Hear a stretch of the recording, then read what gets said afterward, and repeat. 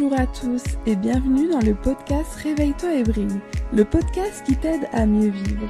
Je m'appelle Manon et ma mission c'est de vous guider vers un état de bien-être quotidien. C'est de prendre soin de votre énergie et de vous voir briller. Passons ensemble de l'inconscient au conscient. Réveillons ensemble notre pleine puissance. Aujourd'hui, dans ce nouvel épisode, on va parler de comment se changer les idées quand on n'a pas forcément le moral.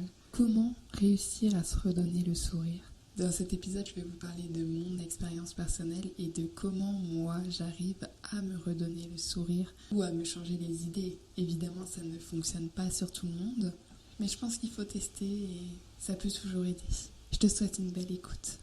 Alors aujourd'hui, j'ai envie de vous parler de cœur à cœur, parce que c'est important aussi de parler des moments moins beaux, des moments où l'on a des baisses de morale. On ne peut pas toujours être 100% positif et 100% joyeux, c'est pas possible. Et c'est important aussi de montrer l'autre côté de la facette, de montrer qu'on peut avoir nos moments moins joyeux. Et c'est ok, c'est humain. Et c'est aussi dans ces moments qu'on apprend beaucoup de choses sur nous, et qu'on peut encore mieux travailler sur nous par la suite. Et comme on le sait, c'est en incarnant tout ce qu'on apprend, tout ce qu'on peut lire, tout ce qu'on peut entendre, c'est en incarnant tout ça qu'on peut avancer. Personnellement, j'ai eu une baisse d'énergie il y a 2-3 jours et j'ai été en colère, j'ai été triste, j'ai été frustrée. Et sur le coup, comme je dis, je me suis pas dit « Génial, qu'est-ce que ça m'apprend sur moi ? Comment je vais pouvoir travailler sur moi ?» Non, j'ai eu besoin d'un temps de recul, de prendre du recul. Mais du coup, aujourd'hui, je me pose la question « Qu'est-ce que ça vient toucher en moi ? Qu'est-ce que ça m'a appris ?» Et c'est ça qui permet de mieux gérer ses émotions aussi. C'est sûr que c'est pas des moments confortables à passer, mais ça nous apprend toujours quelque chose. Alors aujourd'hui, ça va vraiment pas être un sujet en particulier. Ça va surtout être des petits conseils sur des choses si tu n'as pas forcément le moral qui peuvent t'aider.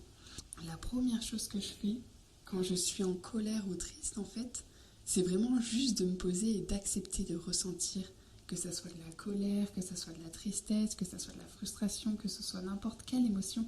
Juste le simple fait d'accepter de ressentir cette émotion, c'est déjà beaucoup. Et je trouve qu'en l'acceptant, elle va pas prendre autant de pouvoir sur toi.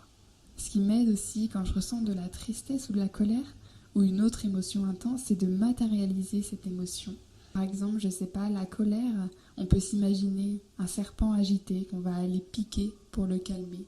Tout de suite, on va ressentir un effet d'apaisement, parce qu'on prend le contrôle dessus. Ça peut même être un ballon qu'on va regarder s'envoler de plus en plus loin et laisser partir dans le ciel.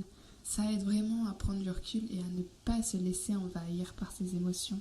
Comme on dit, tu n'es pas tes émotions, tu es tes actes. Une des choses qui aident aussi, c'est aller lire des livres ou des sujets ou regarder des documentaires sur ce qui vous préoccupe.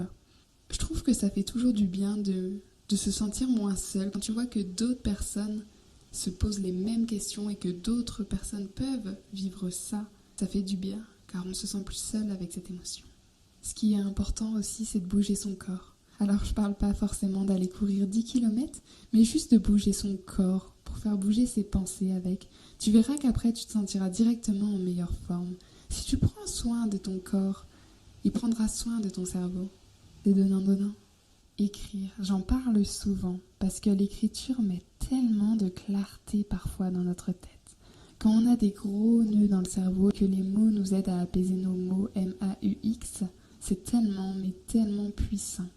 Moi, j'essaye d'écrire le livre de ma vie. Quand il y a une situation qui me stresse ou qui me rend triste, j'écris cette chose et je me demande comment j'aimerais qu'elle soit. Comment j'aimerais que ce personnage dans mon livre réagisse en fait. Et je trouve que c'est quelque chose qui aide aussi à prendre du recul, d'écrire son histoire pour mieux la vivre. Après, si t'aimes pas trop écrire, le dessin ou la peinture, ça peut aussi te permettre d'exprimer tes émotions et du coup de mieux les gérer.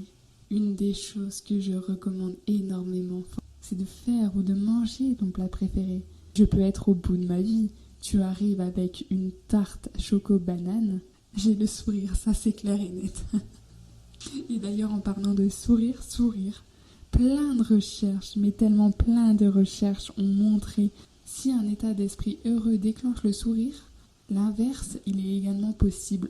En souriant, même si tu es vraiment pas en pleine forme, les neurones, elles vont directement recevoir un message positif. Et tu verras qu'après, tu te sentiras mieux. Un conseil aussi que je peux te donner, c'est de te recentrer sur toi.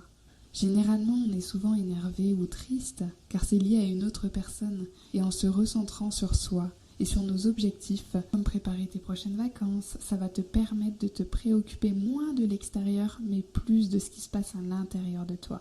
Prendre soin de toi, c'est la chose qui compte le plus au monde. Prends soin de toi comme tu voudrais qu'une autre personne le fasse. Donne-toi tout ce que tu recherches en l'autre à toi-même. Procure-toi tout ce que tu cherches à l'extérieur. Tu as toutes ces choses en toi. Tout est à l'intérieur de toi. Tu dois juste en prendre conscience. Cet épisode, il est vraiment là pour essayer de t'aider si t'as pas forcément le moral en ce moment.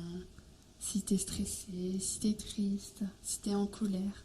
N'oublie jamais que tu n'es jamais seul. Mais tu es la personne que tu recherches qui sera à côté de toi toute ta vie. Et je vais m'arrêter sur cette phrase. Je me réjouis de parler avec vous, de partager des choses, de partager mes ressentis, de partager mes expériences. Tout ce que je peux dire, comme j'ai déjà dit dans les premiers épisodes, c'est vraiment selon mes filtres, selon mes expériences. Forcément, des choses que je dis, ça va parler à des personnes comme ça ne peut pas du tout parler à d'autres personnes et c'est ok. Et cette semaine, j'aimerais remercier Lola Dublot qui a laissé un avis sur Apple Podcast. Tous les mercredis, un bonheur. Je me régale chaque mercredi à entendre ton podcast. Continue. Merci Lola, merci beaucoup. Je vous fais plein de bisous. Je vous dis à la semaine prochaine. N'oubliez pas de prendre soin de vous.